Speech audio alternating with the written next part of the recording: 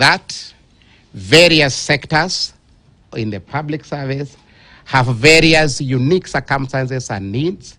Some of them are historical, some of them are associated with the nature of work and the changing operating environment for our police officers, including the nature of security threats and the nature of work that they deal with. And on this, the government moved on to collect a number of issues that are affecting officers, and saw it wise to establish a national task force on police reform, chaired by Chief Justice Emeritus, Chief Justice David Kenani Maraga, who and his members of the task force are still in office and are toward their end of concluding their report. This work is ongoing. The scope for this task force was much more wider, and we expect, without preempting, that the Inspector General and the National Police Service Commission, we've made the best of our presentation and input to this task force. And where we are, we await for the report to be concluded, and we know most of the issues we raised on behalf of that constable, on behalf of that corporal, and that officer and that civilian staff in the NPS will be considered. However, that moving on, and as we expect that to come, the normal and the usual cycle, time for doing it for all public servants also was due. And therefore, as the National Police Service Commission, we have participated fully with SRC to ensure the normal review and increment for all public servants. Police officers are also not left out. So what we have signed today is not what is the outcome of the national task force that we are expecting. This is the outcome of the 4-year review cycle for all public servants, which would have happened whether we had the task force or not. And therefore, I want to be very clear on this so that we set the record straight. And since we are still in office and God keeping us, we continue engaging. I also want to say that the engagement also on the normal review has been very rigorous. I and the IG, we've recalled together with the commissioners a number of meetings, not less than 4, where we have engaged with SRC. And in this kind of engagement, we are colleagues in government, they are state officers like us, but in negotiation, everyone pulls a side. As they say in Kiswahili, mwamba ngoma uvuta kwake. So when we have appeared there with the Inspector General, we have remained clear together with the commissioners that our mission, our focus is the police officers and the best we can get. At many times we disagreed. At many times we could not build consensus, but we cannot differ forever. At this juncture, we said we can be able to communicate what we have agreed, and what continues to be discussed can continue so that we don't leave our officers waiting.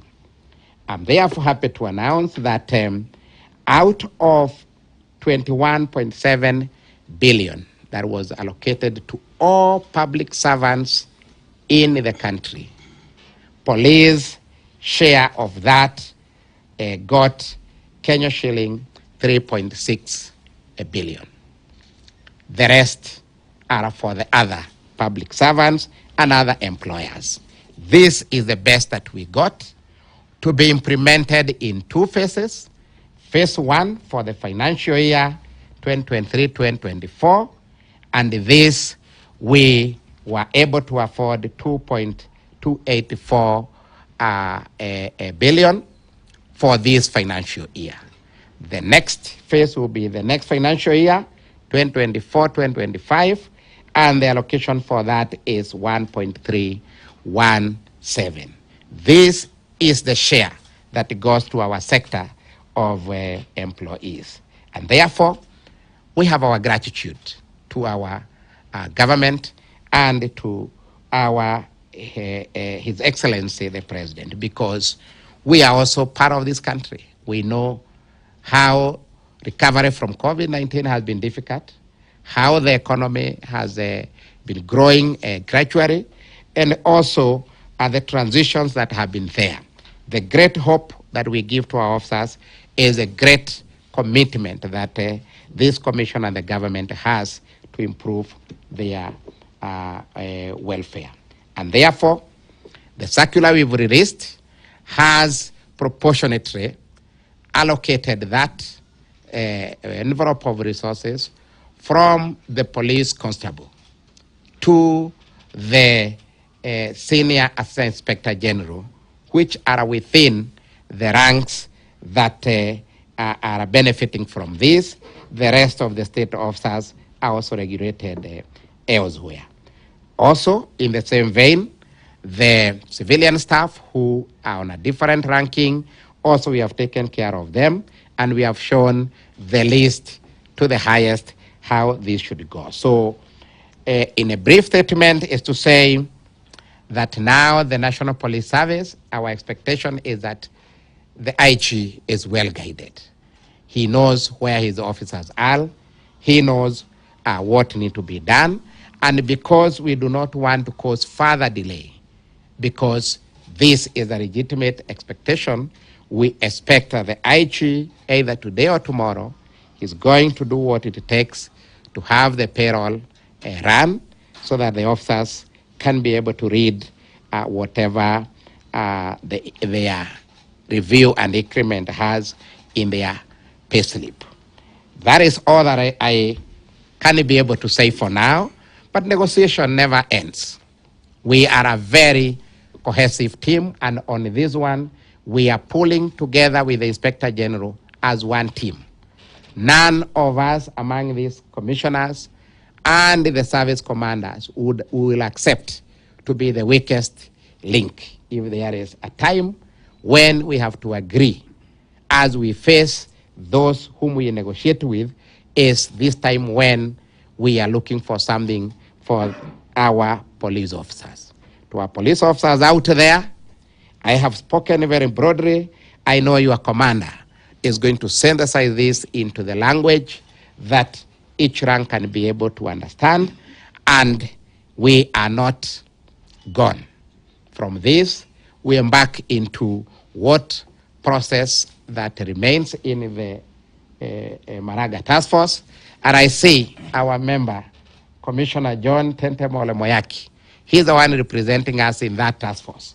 Although today he has nothing to comment, we are telling him to remain there until the report is released, and when it is released, we'll come back here, because it is our duty to announce or to allocate whatever has been found for the officers. So we will still come back here and be able to make further announcement pending other development by other institutions.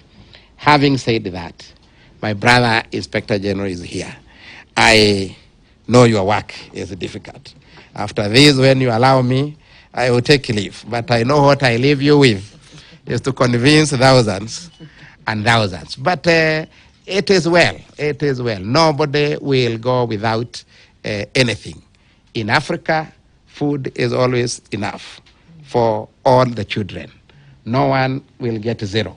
That is not our culture. And therefore, as for patience, as for cooperation from our officers, and believe me, there we are doing the best. These commanders are not sleeping. We have not fought anybody in the course of negotiation, but we have won serious faces that perhaps no one would like us in those faces, because it is the nature with negotiation. Having handed over the report, I invite the Inspector General to receive the report and any comment that he may wish to make. Waambie ripoti iko mikononi mwako. Chair is the spokesperson of the commission. Yes, but let them know whether the report is in your hands. Because me, I have signed and handed over. You still want me to speak?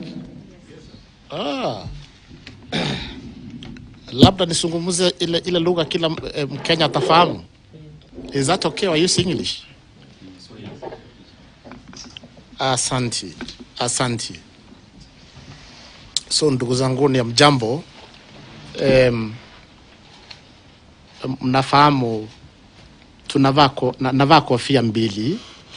Ya kwanza ni kuwa mwenye kamati wa commission ambaye inahusika na mambo ya maofisa wetu wa polisi, wote wale ambao ni uniformed na wale wengine ambao ni civilian. Na hapa leo tuko na makomishona wenzangu ambaye tunafanya kazi vizuri sana. Tuko na uhusiano mwema.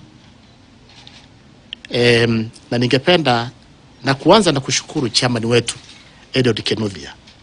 Anatuongoza vizuri kama kamati ambaye inashughulikia mambo ya mshahara, welfare ya maofisa wetu. Niko hapa na DIG, Commander wa Kenya Police Service. Niko na DCI ambaye hata ni member wa hii kamati. DIG wa Administration Police Service ayuko na sisi ako ngambo. Kwa hivyo leo tumepokea hii ripoti kuhusu mishahara ya maofisa wetu, lakini yale ningependa kusema ya muhimu sana kwa maofisa wetu ni kuhakikisha hii nchi iko na usalama. Kwa kila police officer hizo ndilo jambo muhimu sana. Kuhakikisha kuna utulivu, wananchi wanaweza tembea bila kusumbuliwa, kufanya biashara. Alafu tunazungumza mambo ya mshahara ya malipo baadaye. Police work is a calling. It's unlike other professions, because a police officer anatarajiwa kuwa kazini 24 hours. I don't know how much you need, to reward that kind of a public servant who works around the clock, 7 days a week. Therefore, once more, on behalf of fellow police officers, ni kusema ya kwamba police work is a calling, ni kujitolea. Hata wakati kuna jambo tunaitwa saa 8 ya usiku, utaangalia mambo ya malipo, mambo ya mshahara, wewe ni kuamka kutoka kwa kitanda, uende hudumie Mkenya mwenzako ama foreigners wengi ambao wako kwa nchi yetu. Tumekuwa na vikao kadhaa kama commissioners na SRC negotiating mambo ya mshahara kwa niaba ya maofisa wetu. Pale imekuwa ni kusukumana, lakini lazima ifike wakati there must be consensus. It has taken a while. We have had several meetings, but DIGs, DCI will bear me witness. It has not been a very, very comfortable journey, but as I've stated, we have to agree. We reached consensus. Kwa hivyo leo tuko na report ya mishahara mipya ya maofisa wetu wale uniformed na support staff civilian. Na leo tukitoka hapa, we are going to implement this. We shall be running the payroll today. Na tungependa kuhakikishia maofisa wetu, we are going to burn midnight oil so that we run the payroll, and by the end of this week, by Friday, they have their salaries in the banks. Lakini mazungumzo yanaendelea kwa sababu hii mishahara ya leo hayahusu yala kazi inaendelea kwa ile task force ya Chief Justice Emeritus Maraga. We don't have that input here. Kwa hivyo ni vizuri kueleza maofisa wetu bado task force ya Chief Justice Emeritus Maraga hajapeana hiyo report yake kwa the appointing authority ambaye ni His Excellency the President of a beautiful country, who is also the Commander in Chief of Four Defense Forces. Hajapewa hiyo report. Kwa hivyo tutaisubiri, lakini tuko na furaha kusema ya kwamba kuna nyongeza na kuuliza maofisa wetu waendelee kufanya kazi nzuri ambayo wamekuwa wanafanya. To tell Kenyans they have